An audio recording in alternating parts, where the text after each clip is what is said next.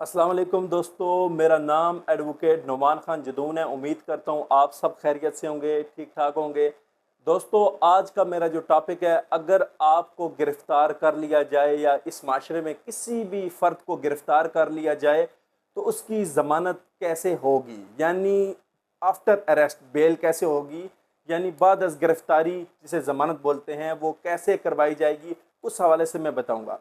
दोस्तों, इस वीडियो को बनाने से पहले मैं आपसे रिक्वेस्ट करूंगा कि मेरे मेरे जो चैनल है उसको सब्सक्राइब करें और हमारी वीडियो को लाइक करें, ताकि जो ना इंशाल्लाह ला के जो जितना भी पैटर्न है, जितना भी इंशाल्लाह बेसिक ला है, वो आपके सामने हम रखेंगे।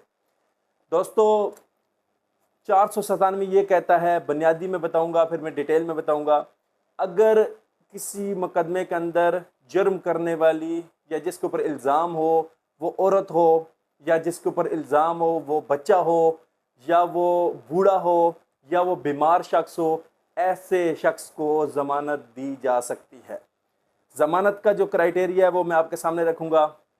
ज़मानत में बेलेबल ऑफेंस भी होते हैं, नॉन बेलेबल भी होते हैं। यानी बेलेबल वो होते हैं जो काबिल ज़मानत होते हैं, जो नॉन बेलेबल होते हैं जिसमें नाकाबिल ज़मानत होते हैं। बेलेबल ऑफेंस के अंदर आपको उसी टाइम बेल दी जा सकती है, लेकिन शर्त यह है कि आपको वहाँ पे मुचलका जमा करवाना पड़ेगा, शोटी जमा करवानी पड़ेगी, जो कोर्ट की मर्ज़ी होगी। और नॉन बेलेबल ऑफेंस के अंदर आपको बेल पटिशन लगानी पड़ेगी। स्टार्ट करेंगे यहाँ से कि जब आप गिरफ़्तार हो जाएंगे नॉन बेलेबल ऑफेंस के अंदर, तो आपकी बेल उस जज के पास लगेगी जिसके पास आपका ट्रायल चलेगा। अगर आपका ट्रायल मजिस्ट्रेट के पास है तो वो फिर मजिस्ट्रेट के पास बेल लगेगी। अगर आपका ट्रायल सेशन जज के पास है तो आपकी बेल सेशन जज के पास लगेगी। अगर आपका ट्रायल किसी स्पेशल कोर्ट के पास है तो आपकी बेल भी स्पेशल कोर्ट के पास लगेगा। अगर मुलज़म जेल में जा चुका है तो सबसे पहले उसका वकालतनामा आपको साइन करवाना होगा। वकालतनामा जब वो गिरफ़्तार होता है उस वक्त भी आप उससे साइन करवा के कोर्ट से अटेस्ट करवा सकते हैं, नहीं तो वकालतनामा साइन करवाने के लिए आपको बाकायदगी से वो जेल भेजना पड़ेगा। एक दिन बाद वो आपको मिल जाएगा, फिर आप बेल उसकी लगा सकते हैं, क्योंकि वकालतनामा की इजाज़त होना भी ज़रूरी होती है। और उसके बाद जब आप बेल दायर कर देते हैं तो मुखालफ जो प्रोसिक्यूशन पार्टी होती है, जो कंप्लेनेंट पार्टी होती है, उनको नोटिस करना भी ज़रूरी होता है। उनको नोटिस होता है जी कि आपके ख़िलाफ़ जो आपने मुकदमा दर्ज करवाया था उसके ऊपर जो पार्टी है वो बेल ले रही है, तो आपको अपना केस अगर आप डिफेंड करना चाहते हैं तो वो आप कोर्ट में आ जाएं। वो नोटिस होगा, नोटिस होना भी ज़रूरी होता है। फिर बेल के ग्राउंड्स क्या हैं, किन सूरतों में बेल मिलेगी और किन सूरतों में नहीं मिलेगी। सेक्शन 497 ये कहता है, अगर किसी जुर्म की सज़ाए मौत या उम्र कैद या 10 साल हो, इसे कहते हैं प्रॉपर्टी क्लास, तो उस शख्स को ज़मानत नहीं मिलेगी। लेकिन फिर भी कुछ शराइत ऐसी होती हैं, उन लोगों को भी ज़मानत मिल सकती है अगर मेरिट के ऊपर, बाकी ग्राउंड्स के ऊपर उनकी बेल बनती हो। इसको कहते हैं प्रॉपर्टी क्लास, और दूसरी होती है नॉन प्रॉपर्टी क्लास। इसके अलावा बाकी तमाम जो ऑफेंस होते हैं उसमें बेल दी जा सकती है। बाकी जो जराइम है उसमें भी बेल कैंसिल हो सकती है, लेकिन उसको मुकदमे की जो नौयत देखी जाती है, एफआईआर और मेडिकल और बाकी जो चीज़ें हैं उसको देखा जा सकता है।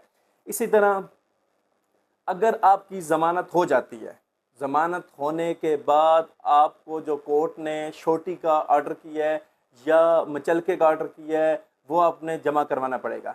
ज़मानत का मतलब दोस्तों केस से मुकम्मल तौर पे बरी होना नहीं होता, बल्कि ज़मानत का मतलब ये होता है कि जब तक ट्रायल शुरू नहीं होता आपको एक जो है ना बेसिक रिलीफ मिल जाता है। यानी आप बाद में जेल से आपको निकाल के आपको ज़मानत के हवाले कर दिया जाता है। अगर आप उसके बाद ज़मानत लेने के बाद तारीख पे पेश नहीं होते तो आपका जो ज़मानत होगा उसको भी पकड़ा जा सकता है। इसी तरह दोस्तों, ये ट्रायल शुरू होने से पहले जो बुनियादी रिलीफ होता है जो मैंने आपके सामने डिस्कस की हैं, और इसके अलावा दोस्तों फर्दर इंक्वायरी का एक ग्राउंड होता है जिसके ऊपर भी 497 ये कहता है कि ज़मानत दी जा सकती है। फर्दर इंक्वायरी होता क्या है, यानी उस केस के अंदर मज़ीद कोई डॉक्यूमेंट आना है, मज़ीद कोई तफ्तीश रहती है, मज़ीद कोई इंक्वायरी इनकम्प्लीट थी जो मुकम्मल होनी है, तो ये वो ग्राउंड है जिसे फर्दर इंक्वायरी का ग्राउंड कहते हैं। इसके ऊपर भी ज़मानत दी जा सकती है।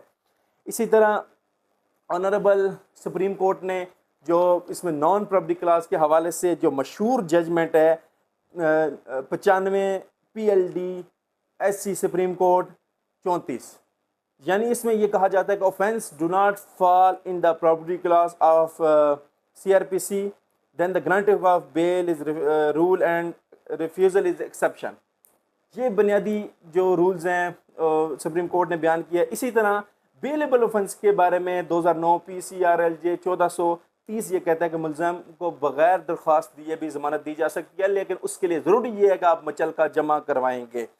तो 497 ये वो सेक्शन है जब किसी को पुलिस गिरफ़्तार कर लेती है, फिर वो जेल में चला जाता है, या वो जेल में अभी नहीं जाता लेकिन गिरफ़्तार हो चुका होता है, तो उसके बाद जो प्रोसीजर किया जाता है वो 497 बाद अज़ गिरफ़्तारी बेल आफ्टर अरेस्ट इसको बोलते हैं। ये मैंने आपके सामने रखा है और इसके मुताबिक ही बेल ली जा सकती है। बहुत शुक्रिया।